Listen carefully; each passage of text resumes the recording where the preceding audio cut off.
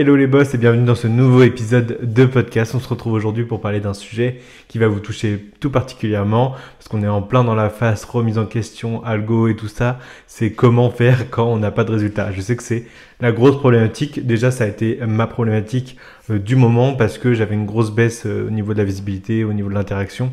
Et du coup, j'ai dû me remettre en question énormément. Et donc, je me suis dit, pourquoi pas en faire un épisode où je vous montre toutes les étapes par lesquelles je suis passé pour retrouver les résultats, pour avoir l'un de mes meilleurs mois depuis que je me suis lancé, qui a été là le mois d'octobre, et le mois de novembre commence très très bien en termes de candidature. Pour rappel, moi j'ai un accompagnement pour les freelances, donc le but c'est que j'accompagne les freelances de 0 à 5 000 euros par mois avec un modèle un peu hybride où je fais beaucoup de choses pour les freelances d'un côté, et de l'autre côté il y a la partie formation où les freelances apprennent à passer de 0 à 5 000 euros par mois.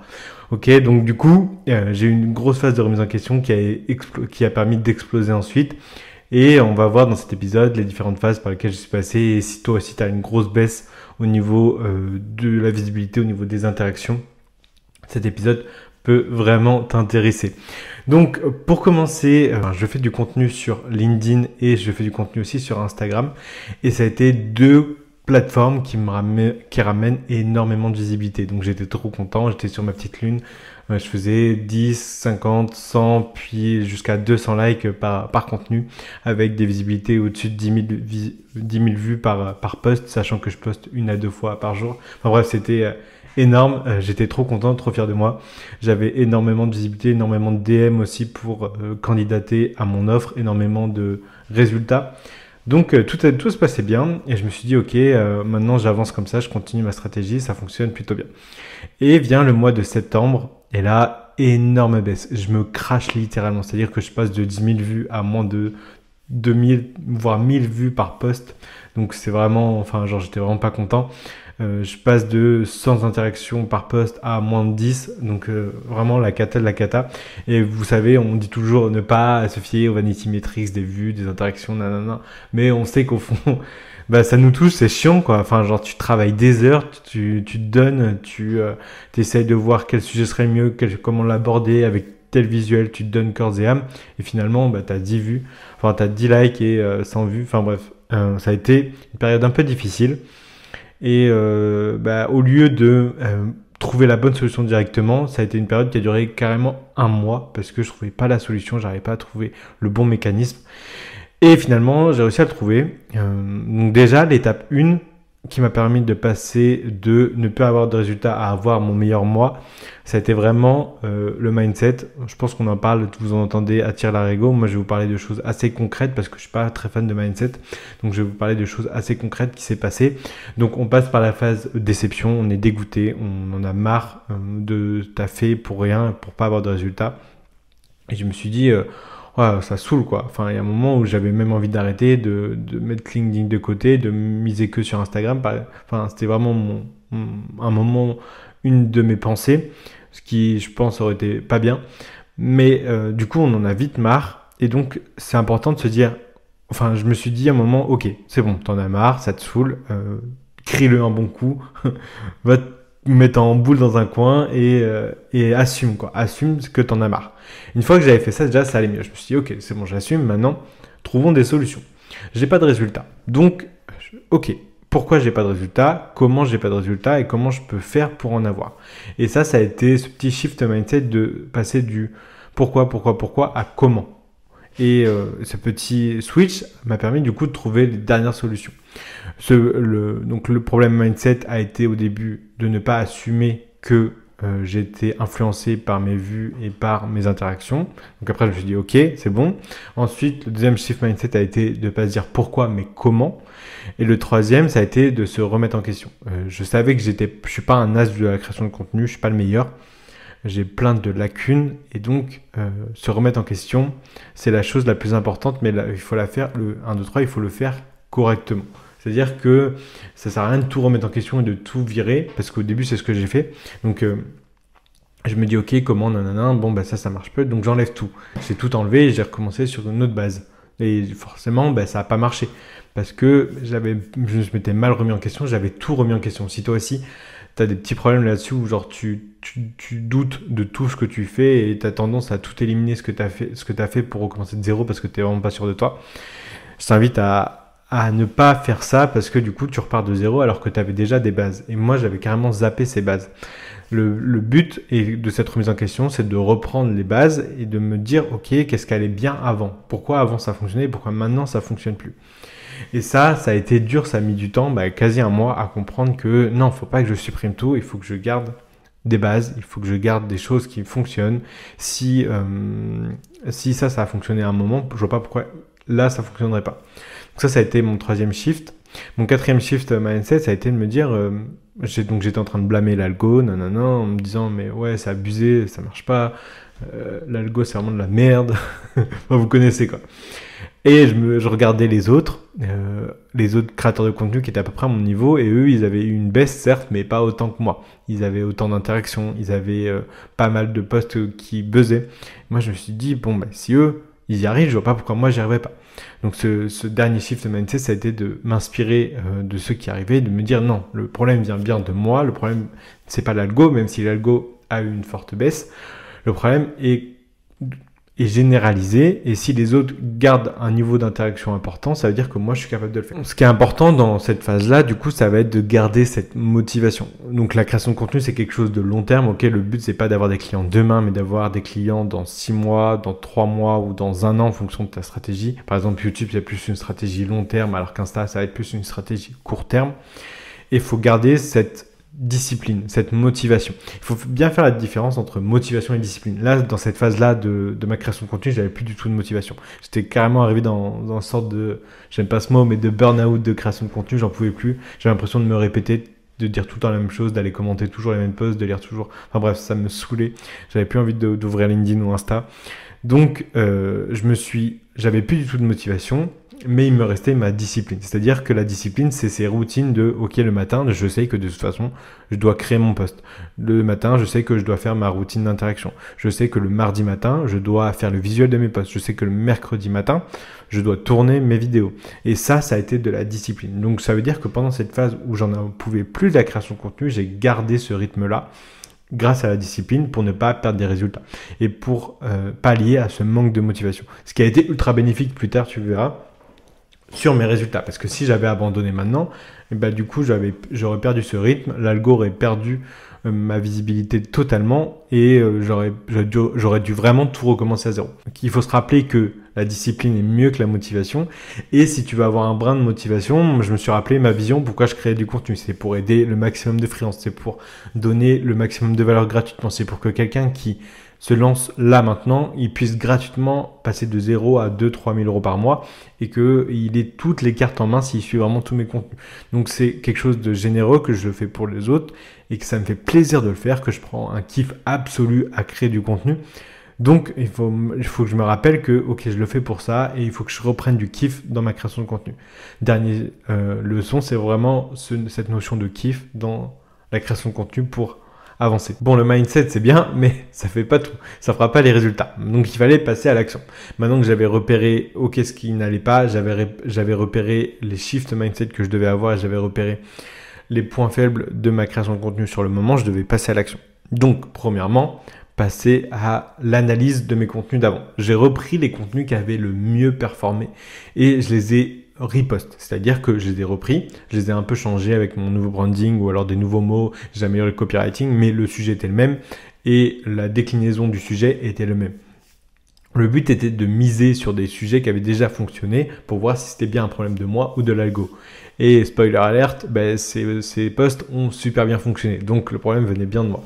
Donc j'ai repris ces bases-là, de se dire ok, ça a marché, pourquoi, comment et comment je peux le remettre dans des nouveaux sujets actuels qui pourraient alimenter ma création de contenu. Cette phase de feedback, elle marche super bien sur le fait que vous avez des bases et il faut absolument les utiliser.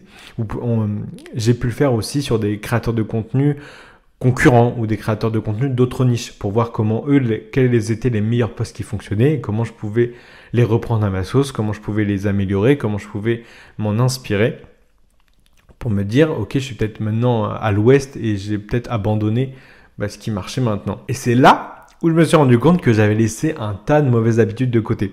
Je me souciais plus du tout de la stratégie tofu, mofu, bofu. Je faisais plus du tout mes posts à l'avance parce que j'avais plus le temps. J'avais perdu mes routines. J'avais toujours la discipline de poster tous les jours, mais j'avais perdu mes routines. J'avais plus l'habitude de faire mes stratégies pour voir sur le long terme et avoir une stratégie bien claire. Je faisais plus du tout gaffe au copywriting. J'envoyais des posts le jour pour le jour sans trop faire gaffe en me disant « Oh ça je sais, ça va marcher ». Un peu le complexe de l'expert, tu vois.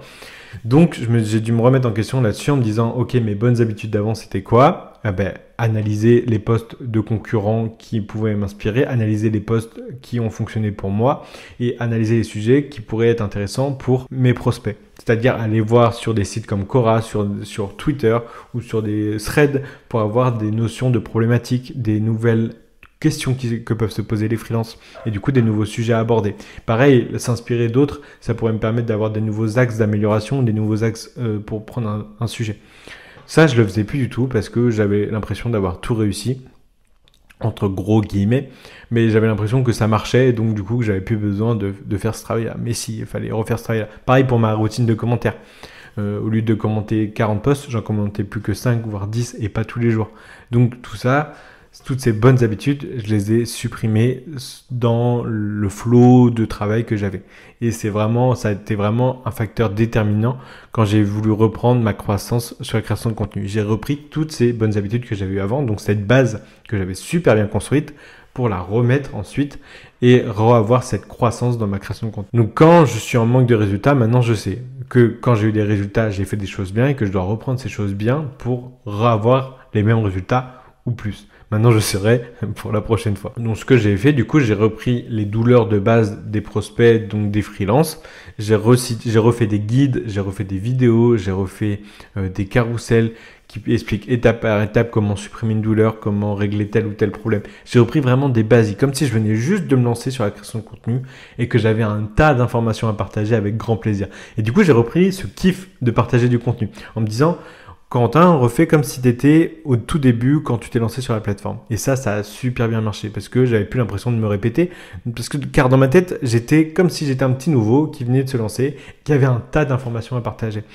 Faut arrêter de se dire, ouais, je me répète tout le temps. Non, les gens, ils lisent pas que ton contenu. Déjà, quand ils lisent ton contenu, à peu près 4 ou 5 scrolls ensuite, ils l'ont oublié. Et tu as plein de nouveaux followers qui, eux, n'ont pas vu tes anciens contenus, n'ont pas scroll jusqu'en bas et seraient ultra intéressés d'avoir tes nouveaux guides de prospection, tes nouvelles informations sur la création de contenu, tes petits tips pour avoir un bon calendrier éditorial, enfin des trucs basiques que les nouveaux, eux, ils voudraient avoir et qu'ils n'ont pas eu parce qu'ils n'étaient pas là au tout début. Et cette remise à zéro, ça m'a permis d'exploser parce que j'avais tous ces potentiels clients qui, eux, ne voyaient pas les basiques que je pouvais leur donner et voyaient que des choses complexes qui ne les intéressaient pas forcément parce qu'ils n'étaient pas à ce stade de connaissance-là.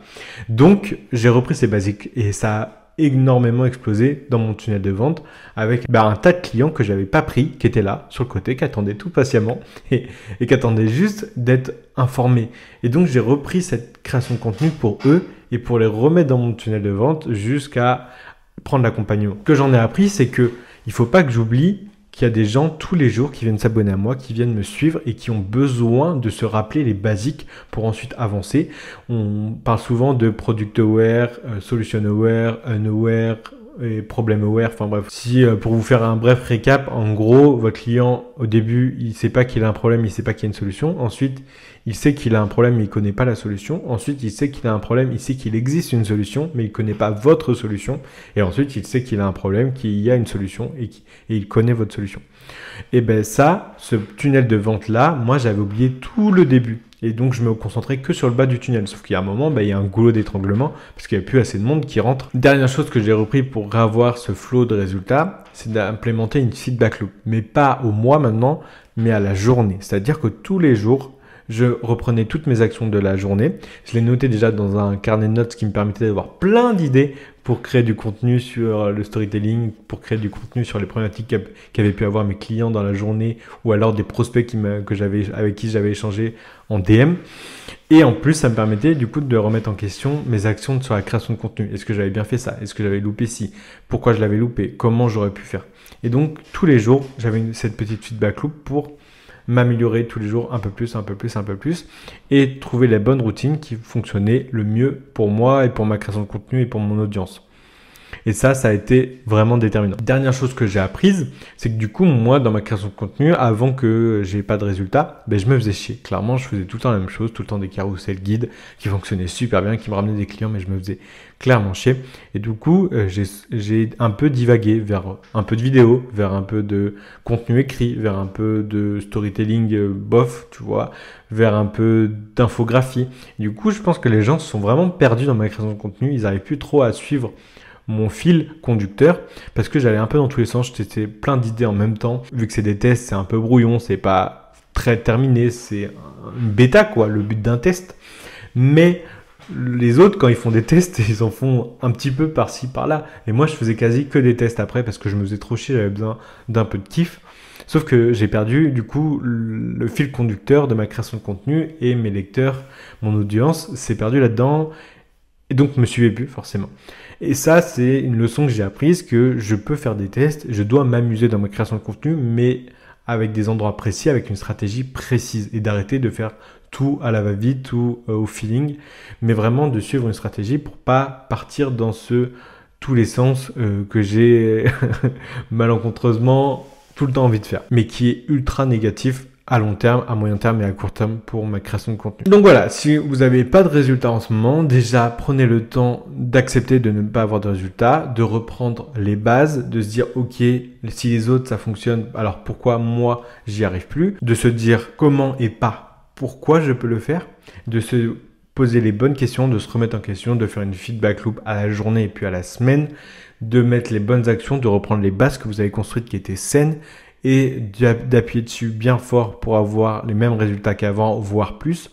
De se dire, ok, les nouveaux, eux, ils n'ont pas eu mon contenu d'avant, donc je dois leur remettre devant la tête pour qu'ils comprennent que ça c'est simple et maintenant on peut passer à l'étape suivante de prendre l'accompagnement ou prendre vos services. Et l'important c'est vraiment du coup cette discipline de garder la création de contenu sans céder au vanity metrics qui va forcément à un moment faire baisser votre motivation parce qu'on peut pas toujours être en haut, il y a des moments de bas et dans ces moments de bas la motivation baisse et c'est la discipline qui prend le relais. Donc tenez-vous à votre discipline. Si vous avez dit je poste tous les jours, alors postez tous les jours, quitte à ce que ça soit un peu moins bien.